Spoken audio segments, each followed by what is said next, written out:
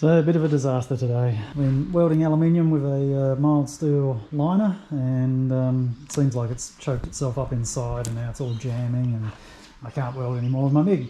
So I went down to try and get a new liner for it, but that can't happen because this is a cheap little handset and not replaceable parts. End result, I've come back with a TIG welder, only a cheap one, but hopefully this will get me out of trouble and allow me to finish all my aluminium welding. Total cost on this was pretty low. It's only like $289 to get the torch and the welder. Amazing when you consider that my old MIG welder down there, I bought about 15 years ago and cost me the best part of probably $700-800, I think it was, that long ago. Prices come down heaps on these things. Take two. So I did a quick bit of Googling and it turns out the DC TIG welder is no good for aluminium. Well, at least you can do it, but it's rubbish. So gone back and bought a new MIG welder. This one has a removable torch, a universal torch, which I can easily replace next time it jams up. I don't have to buy a whole new welder. It's been one of those days. So I've got a Michigan Welding Co, I don't know, 180 amp multi-purpose welder, does MIG, TIG, stick, all that sort of wonderful stuff. 180 amps, great. Now in the box I've got a MIG torch, we have a gas pipe, a earth clamp, and we have a stick welding torch as well, handpiece. Won't be needing that, I hate stick welding. And a nice little box that has a little gas regulator in there, nice and shiny. And the final piece of the puzzle, there you have it.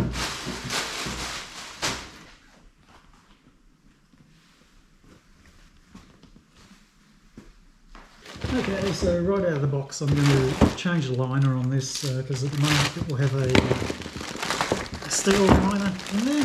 And I've got myself a universal torch liner. It says that it's good for aluminium and steel and all that sort of business as well. So let's pull the nozzle off.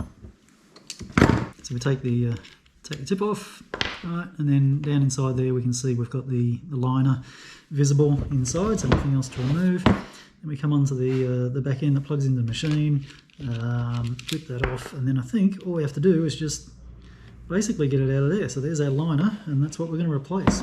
And hopefully I can just basically pull that out like so. That's so easy. So I reckon we'll just feed that in. At some point that's going to come flying out the other end.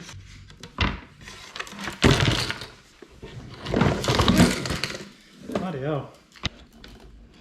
Yeah, I think it's better to... Yep, there we go. Righto. So I'll just pull that back a bit, and I think what I'll do is I'll put the tip back on. Okay, that's hard up against the tip.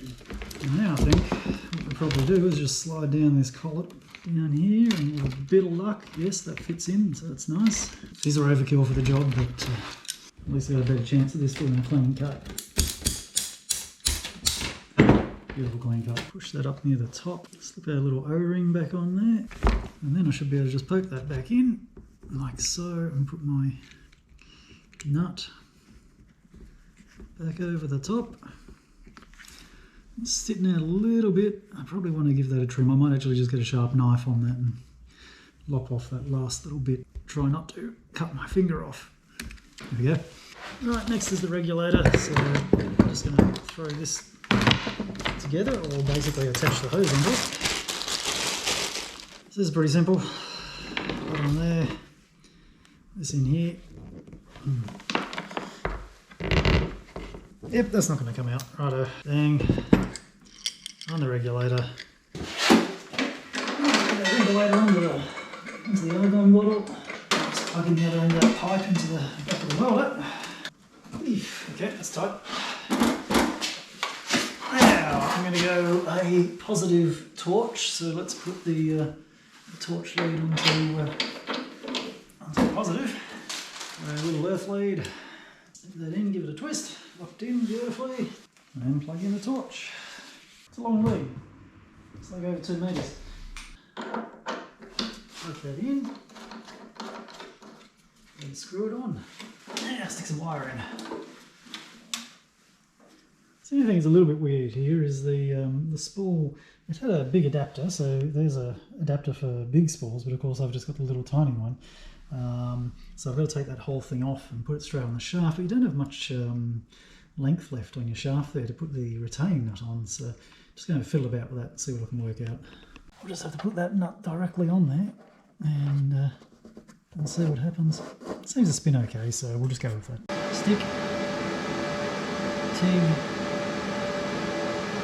spool, MIG, manual CV, flux cord, stainless, steel, argon CO18, manual CV, I guess?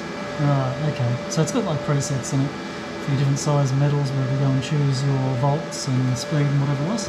Alright, I've got my trusty bit of well-used practice metal here. Just give it a quick brush with a stainless steel brush. Let's see what this thing does. Aha!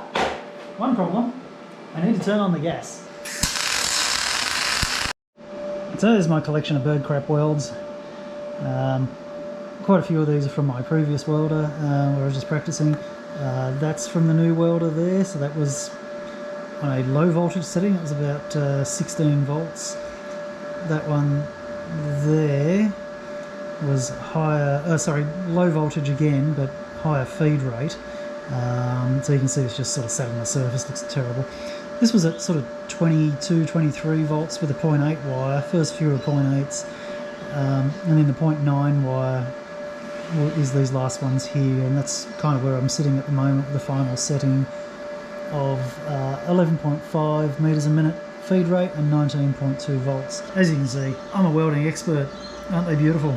So as I said, I'm far from an expert, and a bit of YouTubing and looking at some experts, I found out that what I'm actually doing wrong is I'm pulling instead of pushing, right? So this is the difference here, where I push the puddle rather than pull, and wow, what a difference! You know, that is phenomenal. Anyway, hopefully I can carry that over onto my actual work pieces, but well, let's see how that plays out. Usually my test pieces are always good, and then as soon as I go to a work piece, I blow holes in it.